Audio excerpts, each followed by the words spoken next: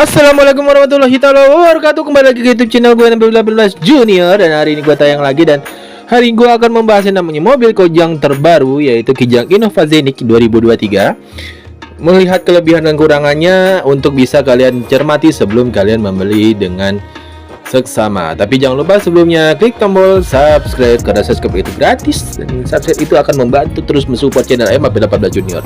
Tanpa berlama-lama, langsung saja kita ke penjelasan dari Kijang Innova Zenix 2023. Memang tidak diketahui oleh banyak orang, maklum mobil ini baru meluncur pada kuartal keempat tahun 2022 lalu, yaitu Toyota All New Innova Zenix 2023. Kami pun baru mendapat kesempatan melakukan test drive menjelang akhir tahun. Saya mencicipi ada beberapa poin yang bisa kami simpulkan bahwa pada artikel ini menyebutkan daftar kelebihan dan kekurangan ada pada Toyota All New Kijang Innova Zenix. Diharapkan beberapa poin ini bawah bisa jadi panduan Anda sebelum memutuskan untuk membeli mobil. Kelebihan Toyota All New Kijang Innova Zenix. Kijang Innova Zenix, varian terbaru dari mobil keluarga legendaris Toyota, menawarkan sejumlah kelebihan yang membuatnya layak mau dipertimbangkan sebagai pilihan kendaraan untuk memenuhi kebutuhan harian keluarga. Dalam artikel tersebut kami akan membahas secara detail mengenai kelebihan Innova Zenix yang membuatnya berbeda dari varian Kijang Innova lainnya dan mobil keluarga pada umumnya. Yang pertama adalah mesin baru. Pada ulasan kelebihan All New Kijang Innova Zenix, pertama yang jadi perhatian adalah dua mesin baru pada Kijang generasi ke-7 ini. Mesin pertama merupakan mesin bensin berkode M20A FKS, lalu kedua adalah mesin hybrid yang hadir dengan kode M20A FZFXS. Spesifikasi dari mesin bensin Innova Zenix ini adalah kapasitasnya sebesar 1987 cc, maksudnya jumlah silindernya 4, DOHC atau chain drive dual VVT-i direct. Teknologinya itu adalah injection, juga power injection dan D4S system. Tenaga maksimum adalah 171 HP dan 6600 RPM. Torsi maksimumnya adalah 205 Nm, 4500 dan 4900 RPM maksimum RPM-nya ya. Penggerak rodanya roda depan. Transmisinya adalah otomatis CVT. Kapasitas tangki adalah BBM liter ada 52 liter. Spesifikasi mesin hybrid Innova Zenix ini adalah kapasitasnya 1987 cc. Jumlah silinder 4 silinder tadi, kalau yang belum tahu ya, gue jelasin lagi. Teknologinya adalah DOHC chain drive dual VVT-i direct injection, power injection dan D4S system. Tenaga mesin bensin adalah 149 HP dan 6000 RPM. Torsi mesin bensin adalah 187 Nm dan 4400 5200 RPM. Tenaga gabungan adalah 183 HP dan 6000 RPM. Torsi gabungan adalah 205 Nm. Penggerak transmisi adalah roda depan otomatis CVT dan kapasitas tangki BBM adalah 52 liter. Kalau ada belum dengar kalian tadi. Unit BBM, kelebihan Toyota All New Innova Zenix ini yang lainnya yakni konsumsi BBM yang irit. Kedua mesin tersebut memiliki konsumsi BBM yang jauh lebih irit. Sebagai gambaran, kami sudah mencoba kedua mesin tersebut saat sesi test drive beberapa waktu lalu di Jawa Tengah. Hasilnya terdapat peningkatan efisiensi jika dibandingkan dengan Kijang Innova Reborn atau generasi sebelumnya. Untuk pemakaian dalam kota, Zenix setidaknya memiliki konsumsi BBM di kisaran 1/10 sampai 15 km per liter. Ketika dipakai pada kecepatan konstan di jalan tol, angkanya bisa mencapai kisaran 1/17 km per liter. Sementara itu, mesin hybrid yang ada pada Innova Zenix terpantau punya konsumsi BBM yang jauh lebih baik. Tapi efisiensi ini akan sangat terasa ketika digunakan pada kemacetan. Pada saat kemacetan rendah di bawah 40 km per jam, mesin listrik secara otomatis akan bekerja.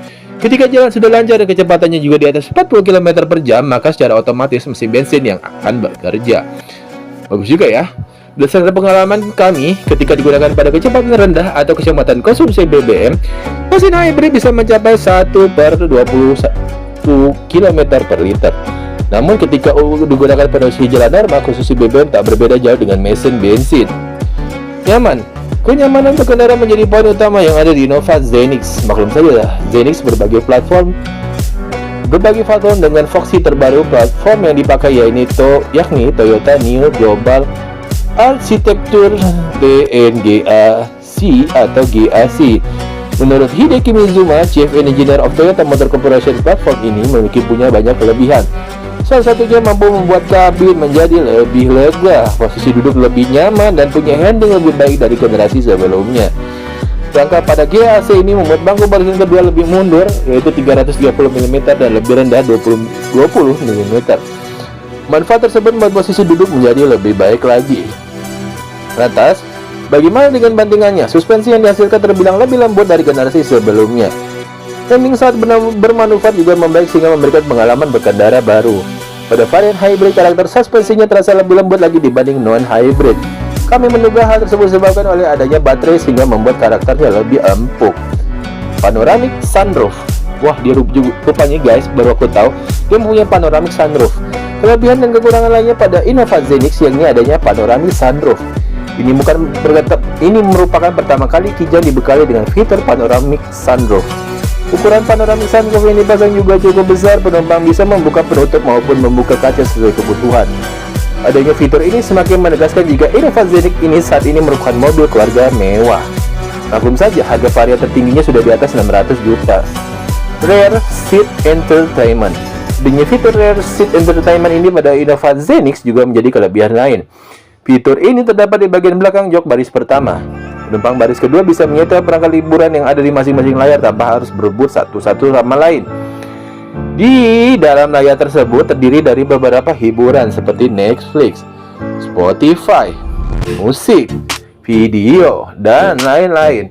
Dengan adanya fitur ini, penumpang depan dan baris kedua tentu tak perlu lagi berebut menyetel hiburan. Ottoman elektrik. Pada bagian varian tertinggi jok captain seat sudah dibekali dengan fitur Ottoman elektrik. Fitur ini membuat penumpang belakang bisa mendapatkan posisi duduk nyaman lewat sanggahan kaki. Sanggahan kaki ini bisa digunakan lewat pengaturan sisi kiri maupun kanan jok baris kedua. Sandaran kaki seperti ini umumnya ditemui pada mobil-mobil mewah dengan harga di atas 800 jutaan. Namun, pemilik Innova Zenix ini bisa merasakan fitur tersebut. Sayangnya fitur Ottoman ini hanya ada pada varian tertinggi saja atau tipe Q. Varian di bawahnya belum dibekali dengan Ottoman elektrik. Toyota Safety Sense. Kelebihan lain dari Innova Zenix yakni memiliki fitur Toyota Safety Sense 3.0 atau TSS. Ada beberapa hal baru pada TSS 30 dibandingkan TSS 20. Pertama, jarak deteksi ke depan menjadi lebih luas baik ke atas maupun ke bawah dan ke kanan maupun ke kiri. Selain itu, deteksi ke depan bisa melihat objek bergerak lebih luas bahkan dengan jarak yang lebih dekat. Kedua, improvement ini masuk ke dalam aspek teknis pada radar. TSS versi 3.0 pada Innova Zenix ini juga dapat mendeteksi perjalanan kaki dan pengendara sepeda dari arah berlawanan. Sistem ini juga bisa mendeteksi kendaraan lain dan pengendara sepeda motor yang melintas di persimpangan. Voice command untuk membuka dan menutup pintu belakang bisa dilakukan lewat perintah suara. Caranya dengan mendekatkan diri ke pintu belakang lalu ucapkan "Hey Innova", kemudian diikuti dengan ucapan "buka pintu" atau "tutup pintu". Untuk dapat membuka dan menutup mobil harus dalam posisi terkunci. Toyota menawarkan speaker di bagian atas plat nomor belakang dan di bagian atas pintu saat posisi terbuka. Disarankan pemilik mobil agar tidak menyemprotkan air secara langsung ke bagian speaker ini. Meskipun Kijang Innova Zenix menawarkan sejumlah kelebihan, tapi mobil kualitas terbaru dari Toyota ini tidak luput dari kekurangan-kekurangan. Yang perlu diperhatikan, sekarang kita akan membahas mengenai kekurangan Innova Zenix yang dapat menjadi pertimbangan bagi calon pembeli sebelum memutuskan untuk membeli mobil keluarga ini. Yang pertama adalah harga mahal. Setelah membahas kelebihan dari Innova Zenix, sekarang satu-satunya itu kita membahas tentang kekurangan. Kekurangan Innova Zenix ini pertama yakni harga yang mahal. Perlu diketahui awalnya Toyota ini memproduksi Kijang sebagai kendaraan rakyat murah, namun pada tahun 2022 lalu Toyota secara tidak langsung membuat Kijang yang dulunya mobil murah kini naik kelas menjadi mobil mewah. Harga varian terendahnya ada di titik 419 juta untuk tipe G, CVT dan tertingginya dibanderol 619 juta untuk tipe Q Hybrid TTS maksudnya, bukan TTS ya. 400 juta bukanlah harga yang murah. Bagi semua kalangan, menurut kami mobil ini tak cocok lagi disebut sebagai mobil rakyat. Mana ada mobil rakyat harganya di atas 600 juta? Tolong koreksi jika kami salah ya. Ya, betul sekali. Pengaturan jok manual dengan harga yang mahal yang harus dikeluarkan konsumen, sayangnya mereka belum mendapatkan pengaturan jok elektrik. Jika dibandingkan dengan Innova Reborn, jok pengemudi sudah dilengkapi dengan pengaturan elektrik. Hal ini menjadi salah satu kekurangan yang ada di dalam mobil tersebut. Jok penumpang depan Zenik juga masih menggunakan pengaturan manual. Jika dibekali dengan elektrik, tentu akan menambah kenyamanan bagi penumpang. Setelah mengetahui kelebihan dan kekurangan Innova Zenik di atas, setidaknya kemudian kalian semua bisa mengetahui lebih jauh daripada mobil ini. Kelebihannya, berapa pajak Innova nih? Kalau kalian mau tahu, pajak mobil Innova Zenik ini PKB yang diulas ini menggunakan Toyota Kijang Innova Zenik untuk pajaknya sendiri berdasarkan nilai jual kendaraan bermotor. Maka per tahun 2022 sebesar 350 juta dikali faktor bobot sebesar 1,05 kali plus dikali 2% untuk PKB mobil pertama besarnya 7,875 juta ya. Kijang Innova tipe tertinggi adalah yang tadi gue bilang, ada Ki ET gasolin seharga 424,72. Dan apakah Kijang Innova ini sudah turbo? Kijang Innova diesel sudah menggunakan mesin turbo. Kijang Innova diesel sudah menggunakan mesin turbo, sehingga jika menggunakan solar dengan kualitas rendah tentu akan membuat mesin tidak dapat bekerja secara maksimal. Ya, lucu ya, agak sedikit ini ya. Tapi gue bilang sih recommended kalau kalian yang sudah berkendara memakai Innova. Ini adalah tipe hybrid, tipe terbaru dan tipe elektronik yang dibilang cukup naik kelas di atas daripada Toyota Kijang terdahulu. Oke, kurang lebih itu aja yang gue bisa sampaikan. Terima kasih sudah mendengarkan dan sudah menonton. Dan jangan lupa terus saksikan MAP18 Junior untuk terus berkarya dan terus bisa menyampaikan info-info terbaru tentang kendaraan-kendaraan.